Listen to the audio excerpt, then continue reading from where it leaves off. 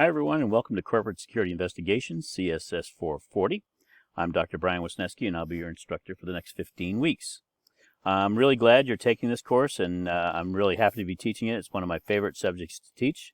I've done so in graduate school and in seminars before, it's just something that's really close to me because it's part of the job that I enjoy probably the most. Over my 30-plus year career in corporate security, I've done theft investigations, fraud investigations, worked with police on theft investigations, homicides, suicides, whole lot of different stuff. And I'm hoping that I can bring some of that stuff into the classroom and we can have some discussions about it. But let's just jump in and start talking about how the course is formatted. This week one is really Get Acquainted week, but please go through the lecture and read the syllabus and those things because they're all the rules of the road for the course. So over the course of the semester, we're really going to look at how to pick your investigations. That's the first step, and the tendency with someone who's new to investigations is somebody brings you something and you start an investigation.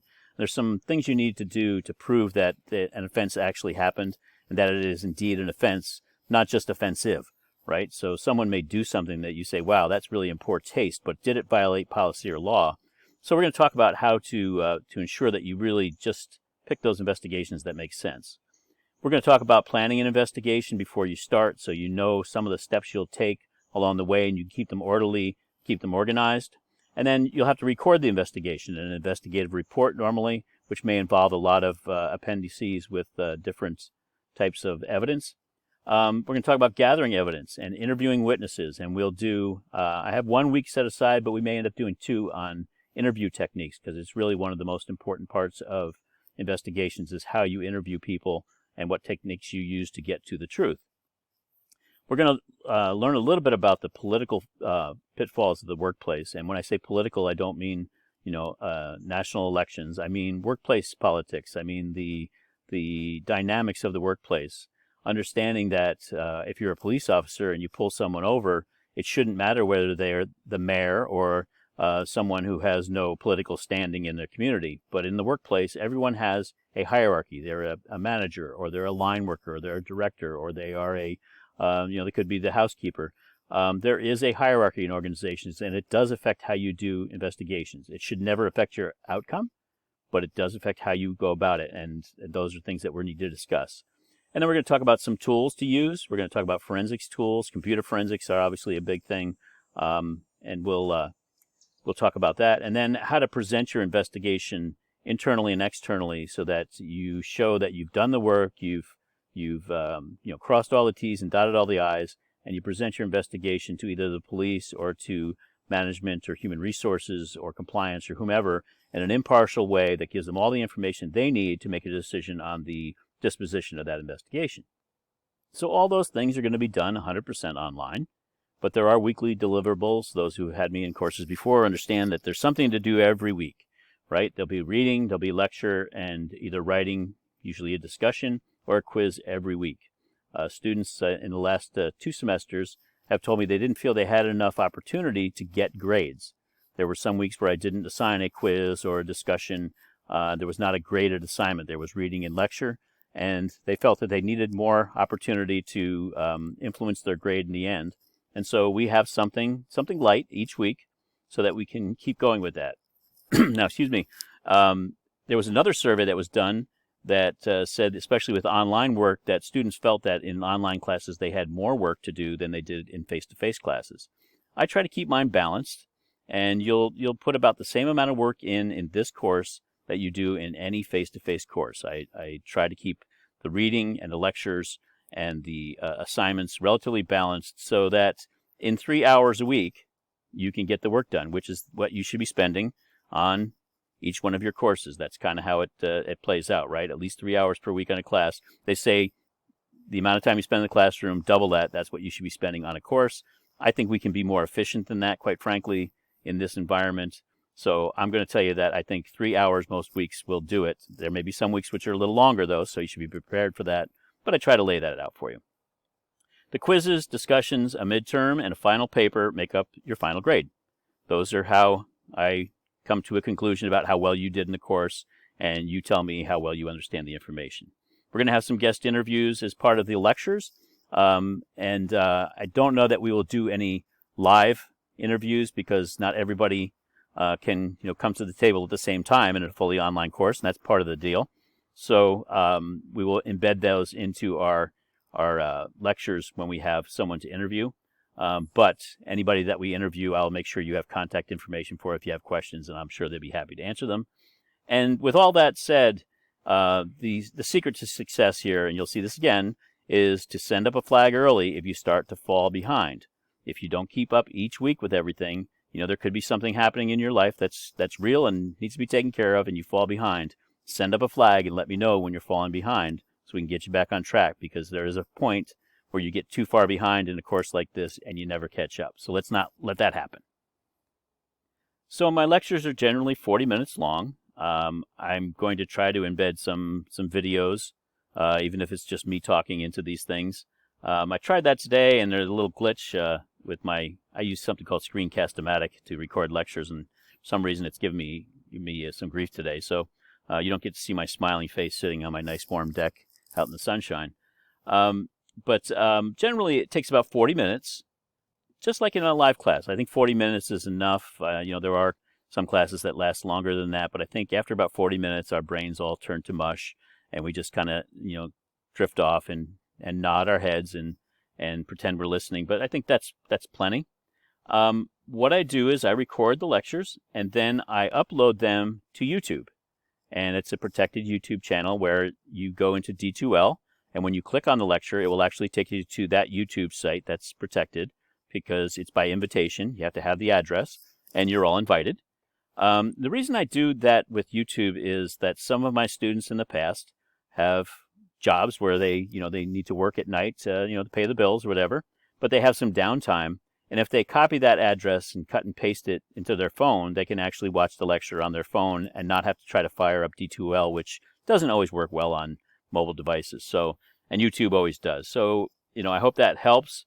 Let me know if that's a problem for anybody. But I also post the lectures, with the exception of this one probably. I post them unnarrated as well, so that you have something to take notes on. So you can print out the lecture before you listen to it, and use the slides, printed out to take notes on. It comes in really handy on quizzes and tests. The reading's generally short, but it could be complex. And so you notice there's no textbook for this class. I just don't have great luck picking out textbooks, so we're not going to use one. But the articles that I provide, some of them might be difficult reading. Some of them are really easy. But you should probably just plan on an hour a week of reading. I don't think it's going to take most of you that long. And some weeks it'll be 10, 15 minutes, and others it will be the full hour. But plan on an hour for your timekeeping purposes so that you don't get caught short. Quizzes take 30 minutes. Most quizzes are going to be multiple choice, true and false, that type of stuff, matching. 10 questions usually. I will have a test of that sort as part of the midterm. But count on 30 minutes to take a quiz. They're not real easy. They're obviously open book because I'm not coming to your house to see whether or not you're using the book to take the test.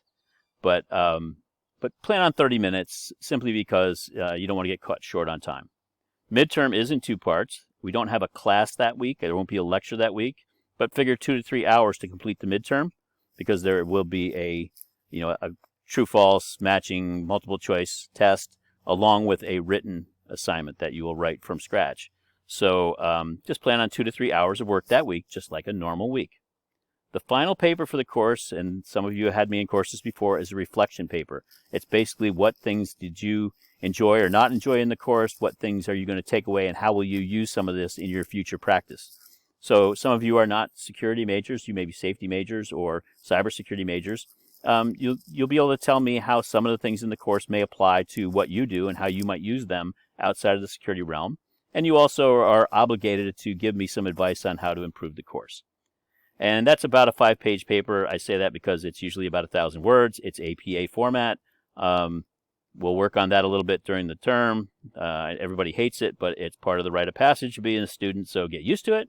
But the final reflective paper takes about, I would say, look, 250 words per page, 4 or 5 pages by the time you're done.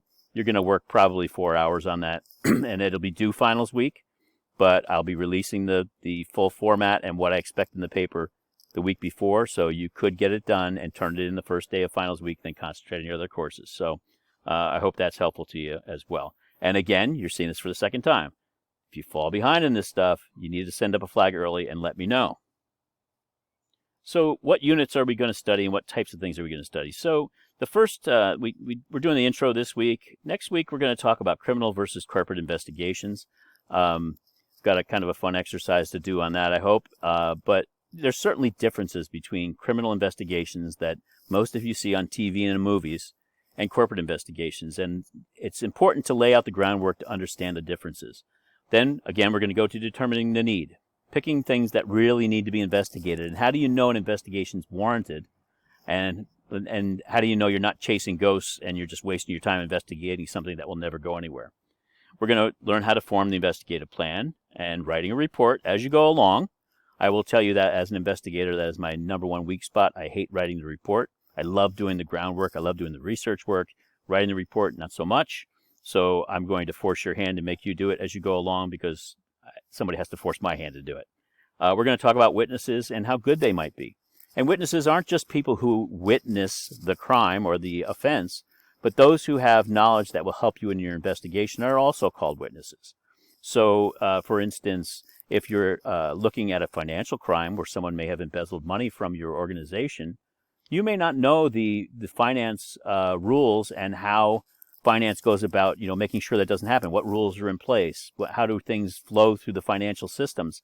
You would need to have someone from finance explain that to you, and they would be a witness for the purpose of your investigation. So we're going to talk about the different types of witnesses that you might use in addition to those eyewitnesses, and then we'll talk a little bit about whether eyewitness accounts are all that good.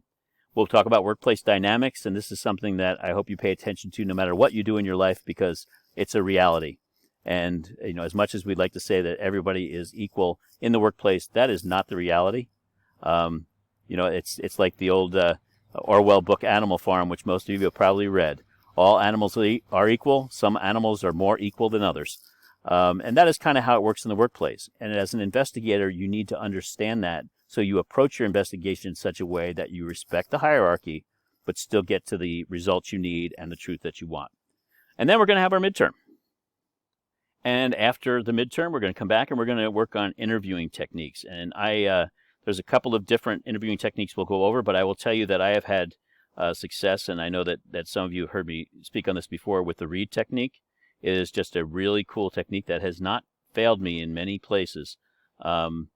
And we'll also talk about interviewing techniques that police use that will never work in the workplace, like good cop, bad cop. I don't ever want to see anybody try that in the workplace, because it fails miserably and it really makes you look silly. So we'll talk about interviewing techniques, and we'll go over some of those, and you'll find you're using some of those after we leave class. You'll use them with your friends a little bit. They won't even know what hit them, but you'll be finding out things about them that never thought you'd know. We'll talk about some cool tools, and we'll probably spill over interviewing into the next week. Each unit's a week, and we'll probably spill it over a little.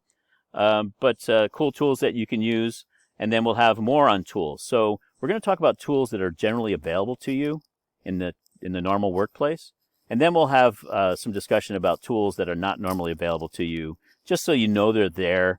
They're specialists you can hire if you really have something that's a major case. And things like handwriting analysis. We'll talk a little bit about things like that. I've only used it once in 30 years, but it's a tool that you can use. So we'll kind of go over some of those things.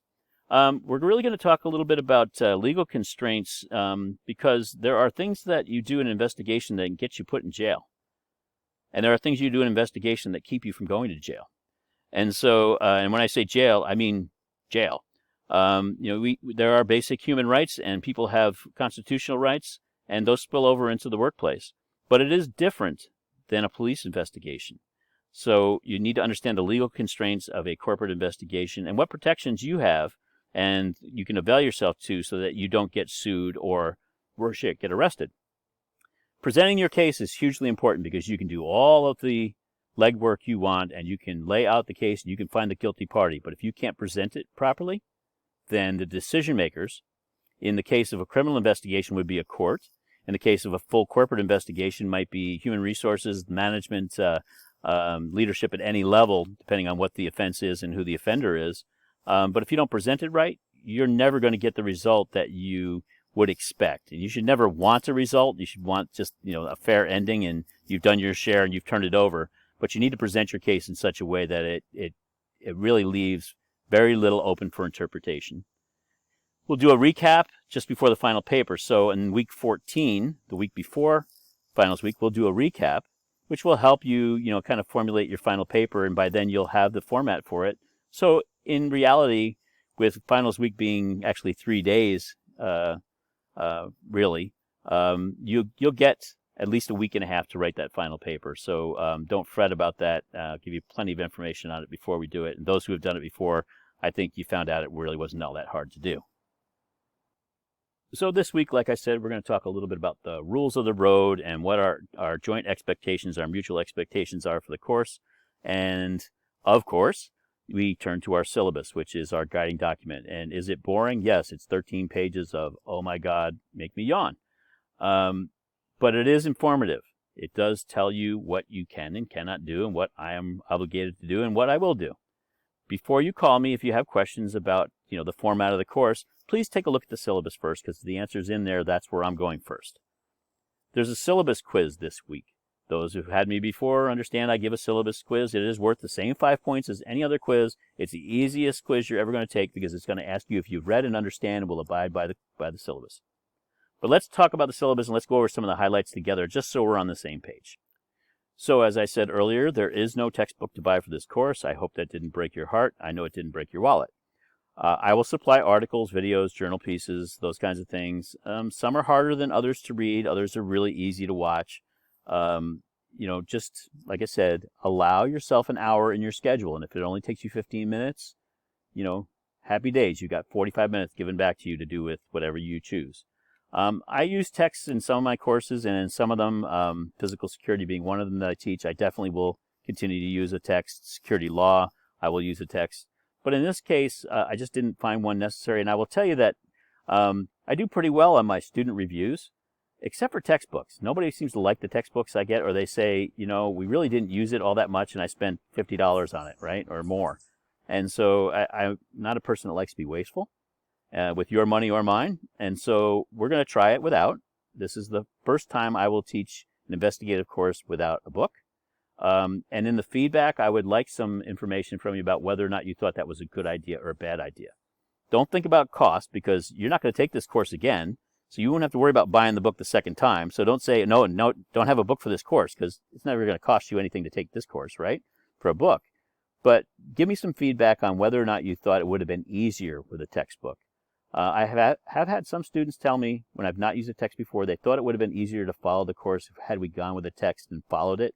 And some people have that type of regimented mind where that's what they need and that's how they succeed. And I don't want to leave anybody out. But in this case, we're going to try it without, and I'd like some honest feedback from you as we go along or at the end of the course, whether you think no textbook was a good idea or a bad idea for this course. So in the syllabus, you'll see a section called General Policy. And in that, basically, it means that I am the general. I can change the rules, but I'll only do that if it doesn't hurt your success. So if I have a quiz listed for a particular week and I say, you know what, I want to make a discussion out of this. I think it's just better to do that. We'll learn more. I can do that. I have the absolute right and power to do that. Oh, it's great to be king, right? But if it's going to hurt your chances of success, then it's not something I'm going to do. So in a previous course that I taught, there was an event in the security world that in the corporate security world that was a legal issue that I thought everybody would really gain a lot of knowledge if we jumped on it and were able to look at things as they were unfolding. And we took a week out of the course on something that, I shifted things around, and we went and studied that particular issue. I think everybody enjoyed that. And if something happens, important this semester, we'll do the same. If a major corporate investigation breaks and we say, let's study that sounds like more fun, then that is what we'll do. But if it's going to hurt your success, I won't do that if it's going to, lower your grade, if it's going to hurt you in the end, you're going to learn less, we won't do it. Now, technical issues happen, and when they do, don't panic. I will tell you that probably every third week or so, I will get an email from a student saying, I tried to open the video and it wouldn't open. Well, I may have forgot to flip a switch. D2L has a lot of switches on the instructor side where you have to unhide things and make them visible and then share them with students. And sometimes you have to do the same thing twice. You have to flip a switch in one screen and in another. And if I didn't flip the switch, it happens. Don't panic. We'll talk about contacting me, and you'll find that I answer up pretty quick, and I will go and fix the issue. But it happens, and it will happen at your end too, right? Something happens and your wireless goes out, then, don't panic. But the quiz is due tomorrow. Well, you probably should have took it earlier in the week, but so be it. You're still within the deadline. Don't panic. We don't panic. We don't stress. Okay, if you're going to, at some point in your life, be a security manager, you never stress. You cause stress. You're a carrier, but you don't get it, okay? So don't panic. When you use dynamic links for the reading, I can put a link in and say, click on this and read this article, and I test it on Monday, and it works. On Tuesday, the publisher of that link takes it down. I have no control over that. Neither do you. If you click on it and it doesn't work, I try to do backups of anything that I put out there.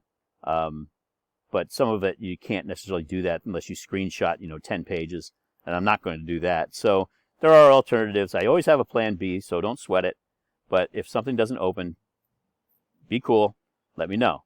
Gremlins do invade the internet, and we're going to muddle through, and we're still going to learn together, and everything is going to work out just fine.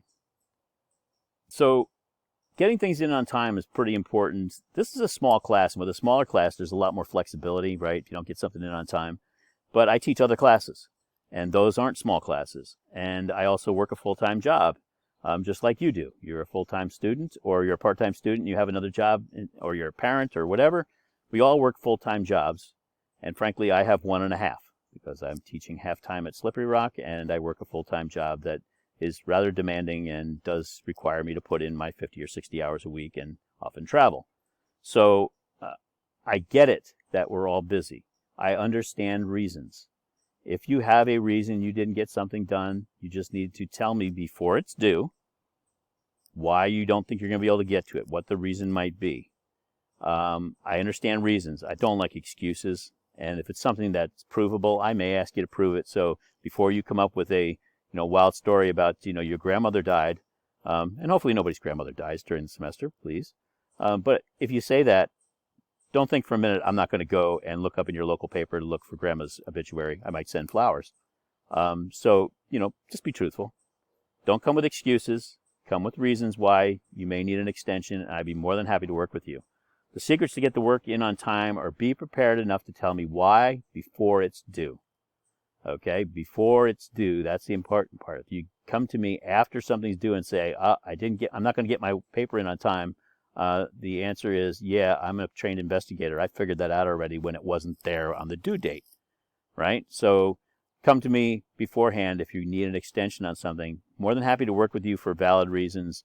Don't overplay your hand on that, but look, we all have lives. So again, we don't panic, we communicate. There may also be times where you turn in something and you just didn't get it. You didn't understand what the ask was. I said it needed to be in a certain format, or, you had to answer a certain question, and you just didn't get it, right? It's not that you didn't try. It's just that there was a misunderstanding, a miscommunication between what I asked for and what you delivered. If I see that, and I believe in good faith that you tried, but we just were not communicating, we weren't in sync about what I was wanting you to give me, I may invite you to resubmit, and we will talk. We'll figure out where things went sideways, and then we'll talk about a timeline about when you should resubmit and whether or not there'll be a deduction if indeed there was something that required a deduction. Most times I don't deduct. If you turn something in and it's just off the mark because of communication, we'll just communicate with each other and we'll figure it out. So revised work is by invitation, though.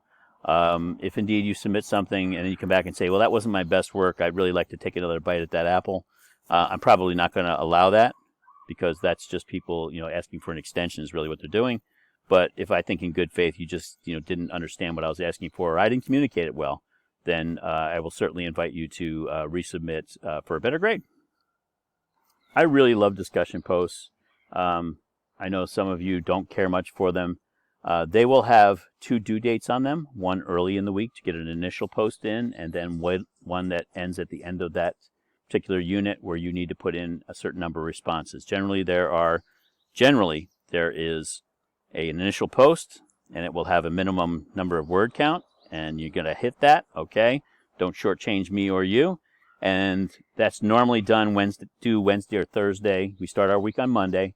Wednesday or Thursday, usually Thursday is the initial post, and then your responses need to be in by Sunday. If you actually carry on a conversation with somebody concerning the post back and forth, you will increase your scores. I have a rubric for grading discussions, and you will see that in the course shell, and that will help you write a better discussion. Your initial post should not be, I think, or unless I say, write it in first person. Generally, it should be an essay. You should be coming back with what you interpreted the reading or the lecture or the subject that we're discussing in the discussion forum really means. And you do that as an academic in a way that's a neutral essay, right? No I think, no, in my view, it's really, this is how things are. And then in the response posts, you come back and you say, well, I read your post and I think that you were right here, but you were wrong here. And then you get into a discussion with someone or multiple people about, the subject at hand, so we can all learn a little bit and kind of change our view potentially. And it's okay to change your mind, to say, oh, I never thought about that. Yeah, you're right. My initial post, yeah, that's not right. I'm going to change my mind and I agree with you. Or in a collegial way to stand your ground and say, I hear what you're saying, but I still believe this to be true, and this is why. Right? It's okay to agree to disagree. These aren't rants. Okay, this isn't I'm right and you're wrong, I'm big and you're little. That's that stuff got left in the grade school yard. This is really about learning from each other. So if someone says, I don't think you're correct in that, you can come back and say, okay, I've rethought my position, and yeah, I see what you're saying. In that case, yeah, you might be right, and in another case, I might be right. Or I hear what you're saying, but I still think that my way is the way I'd like to go with that. And don't be surprised if I jump into the discussions and I will pick on 1 or 2 of you each week, and I will move it around, and you will see questions from me. Well, you said this, but what about this and what about that? And I will force you to think. You are obligated to answer my questions. It's part of that general policy and being the general, right? The big thing this particular semester especially, but the big thing is that people want to talk politics and religion when they do discussions. And that is the wrong thing to do in these discussions. Your politics and your religion are your business, and you have every right to think as you want to about those subjects. But you are an academic now, and I expect that at the end of the semester, I should not be able to tell which way you vote, where you go to church, or if you do either one of those things. Okay? That is not how we as academics think. And as an investigator, those are biases that will get you into trouble every time. And we will have some discussion about investigative bias this term, and we will bring it up in several units. So it's not listed as a separate unit because it's going to come up through the discussions all the way along. You think that you know, but you really don't know something, and you think that because in your experience or your history or just your way of thinking, something is true, and we're going to force you to prove it to be true. But we're not going to bring up politics. We're not going to talk about elections. We're not going to talk. Those are great things for political science and philosophy and rhetoric courses. They don't belong here. And so if indeed they do come up, you will get a side note from me asking you to cease and desist on that. And that is something that we just don't want to go through. So please proofread your work on discussion posts to make sure that you have taken out anything that might be objectionable to people and anything that really reeks of things that aren't integral to the discussion. Even though this is an online class, I have posted office hours, and feel free to call me during those hours or feel free to call me during other hours. So, being a remote instructor at Slippery Rock, I've only been on campus 3 times now, and every time I leave, I feel like I really want to stay. I really enjoy working with students. If I had my druthers and finances were not a concern at this point in my career, I would probably just pick up everything and move to Pennsylvania, and you would see me every day on campus. Now, I don't know that my wife likes that idea. She's pretty attached to Grand Rapids, Michigan, as my family is, and we do have a nice life here. And so, I'll continue to do this, but I will tell you that I really enjoy the connection with campus. It is the thing that I like most about teaching. And part of that is contact from students. So if you have a question, if you just can't find something, if you can't figure it out, if it's not something that's in the syllabus that you can go find yourself, which is your responsibility to do that, then you pick up the phone and you text or email or call me. I like talking by phone with students, and I'll tell you why.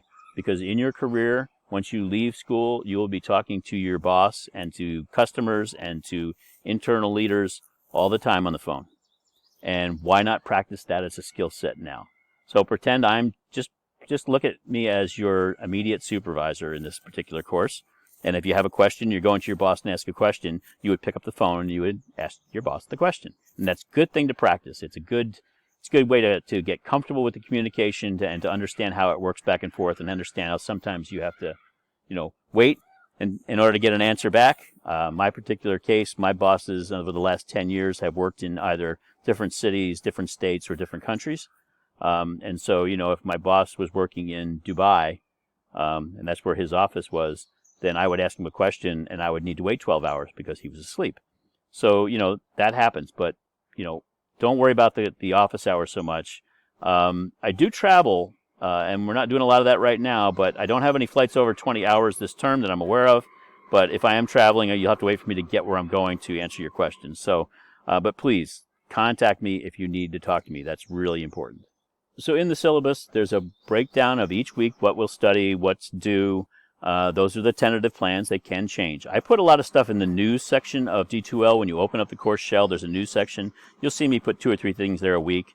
They may be announcements that come out about due dates for things like drop ad and registration for next term, something that's affecting the campus community that I get. I'll post it there, but also things about the course, reminders that things are due, those types of things. But you are responsible for understanding what's due when. It'll be in the course schedule. And just understand that although this is an investigations course that does have some play when you go over into perhaps computer forensics or safety or other cognate fields, if you will, this is primarily a protective security course. So just understand that everything you learn in this course may not apply to what you learn in other courses in other fields about how you conduct, say, a safety investigation or root cause investigation. It's totally different than a criminal or corporate security investigation. There may be some tools you can use, some hints you can pick up, but don't confuse the two. The word investigation is a very wide one and covers a lot of fields. But this is one that is geared toward protective security. Funny thing about online courses is that I can see what you've accessed and what you haven't and how long you stayed there. I don't hold that against you. If you get an A and you never open up a single file in this course, I can't, just begrudge the fact that you are a genius. But I will tell you that if you are struggling in the course, and you text me, as students have in the past, and say, I'm carrying a D at midterm, and what can I do to bring my grade up? I will be able to tell you to the second and minute what you can do. It is, instead of watching the first 2 minutes of the lecture, why don't you watch the whole thing? Instead of opening up the reading that is only available online and then closing it up within 10 seconds when it's about a 5-minute read, you might want to at least keep it open long enough to try to absorb it. We can see what you do in an online course, and I'm not so sure students understand the technology that we actually see how long you take. And I don't go back and look at it. I mean, statistics pop up at the average because I'm trying to keep within a 3-hour time frame for your workload because I want to be respectful of that. But, please don't come to me if you're not carrying a great grade, if you're not really trying, because I will call you on that. I got a pretty good BS meter. So, make sure you've got your stuff. If you are struggling and truly struggling, I will do everything I can to drag you across the finish line. But make sure you're doing your part. I use all the tools available to scan papers and discussions to make sure that you're not plagiarizing. I have had in my academic career one student, it was a graduate student, who plagiarized a document written by the Ontario Board of Private Investigators, and it was really ironic because I had just read that booklet because I had to hire a private investigator in Ontario for a case. And I wanted to understand the qualifications, so I pulled the same booklet from online, read the booklet. It was like 6 pages, and like 2 days later, this guy turned in a paper, and it was like, I've seen this before. And I read it first, and then ran all the papers through the Turnitin program, which is what they used at that school. And sure enough, I mean, it popped up. But even if it didn't, I mean, he just used something I just read.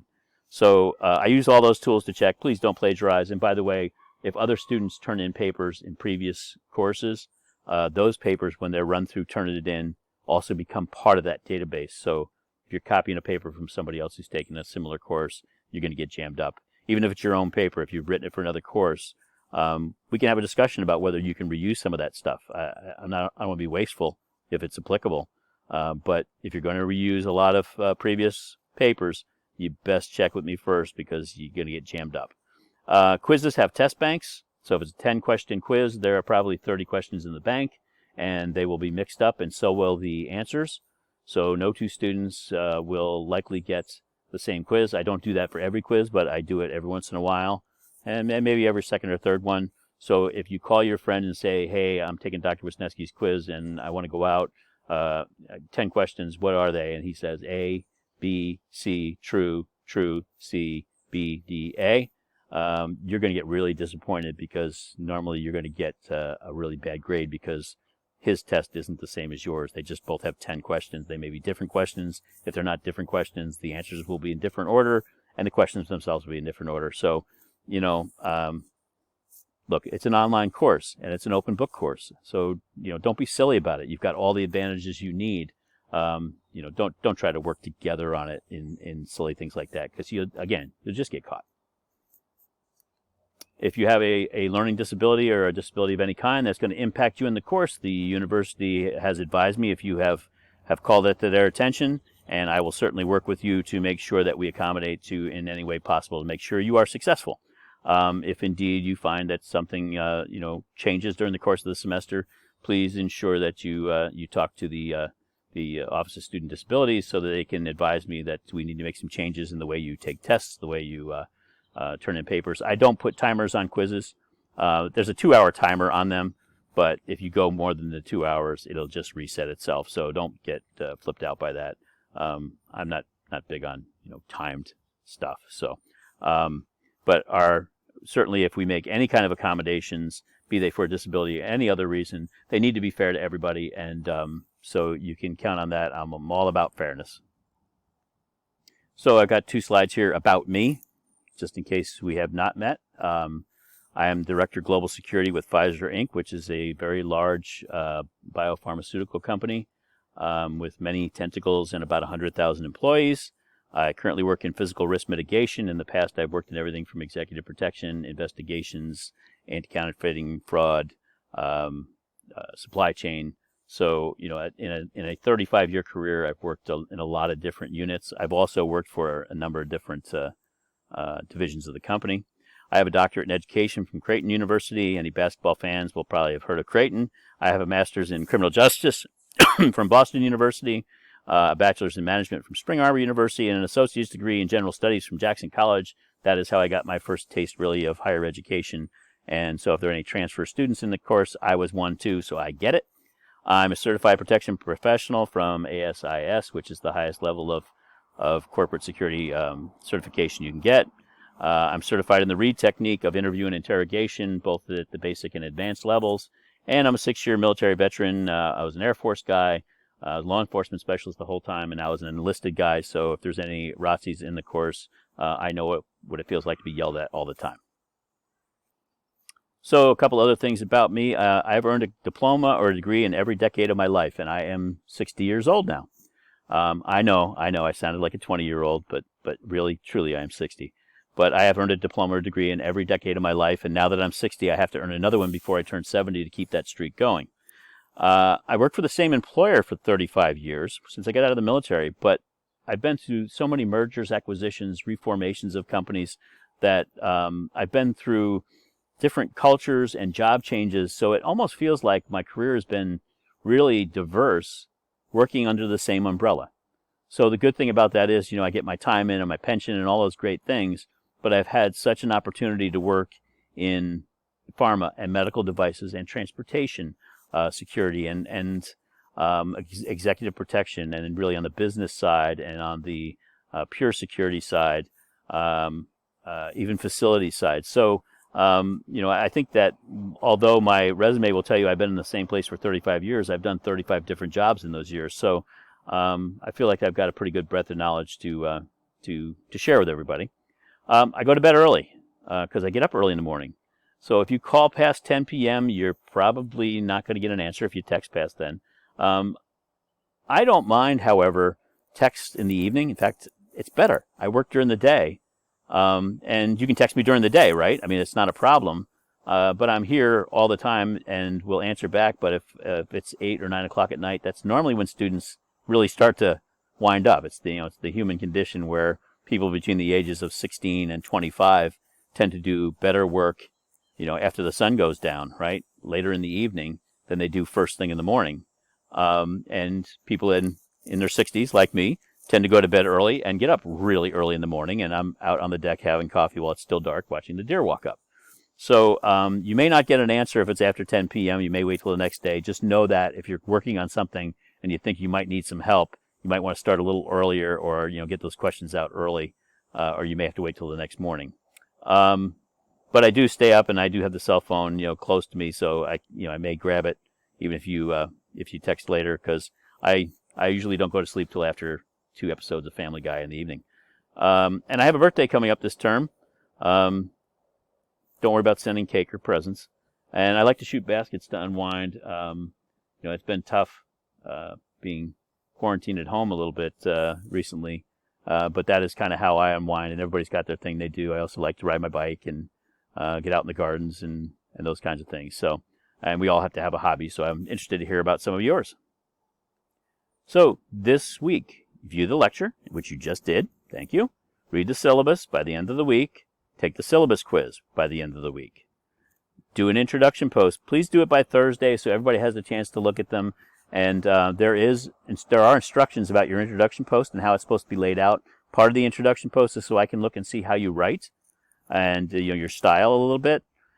So please answer the questions in the introduction post. It's not just, hi, my name is Bill, I look forward to working with you. That's not going to cut it. I have specific questions in the introduction post instructions that I'd like you to answer. And if you follow the bouncing ball, you'll notice that as the questions change, you should be changing paragraphs at that point. So it kind of guides you through the essay writing process. And then look over the post. If there's somebody in the course that you have not yet met, please go in and say hello so you can get to know them. Because you may not see them on campus, so it's important that you get to know them because you may work a project with them at some point in this course or another. So we're at 42 minutes and 40 seconds, and this is the last slide. Contact this week. In future weeks, I'll post travel that I may have coming up or times when I may not be available in the news section, just so you know where I am if I'm in a different time zone. Again, that is not your problem, that is mine. However, I just want you to understand that 2 p.m, you send me an email or text message, and I happen to be in Vietnam or Thailand, it's going to be 2 a.m, and you're probably not going to get an answer right away. So I just want to manage your expectations. But feel free to reach out. Again, I can't say that enough. I can't help you succeed. I can't answer your questions if you don't ask them. And I really, truly enjoy hearing from students. I mean, doesn't matter. Saturdays, Sundays, whatever day it is, you guys do your stuff on weekends. If that's when you do it, then that's when I'm here to help you. You paid for this, and I have an obligation to provide a service. There are limitations for that, and you didn't pay to get an A grade. You paid to get the education and work for a grade to show that you got that education. But I take that obligation to serve students very seriously, so I want you to make sure that you take advantage of that if you have questions. There's my text number. It's also in the syllabus. There's my email. It's on the SRU server, which we should always use for email. Please always use the SRU email, because that's the legal requirement for education information.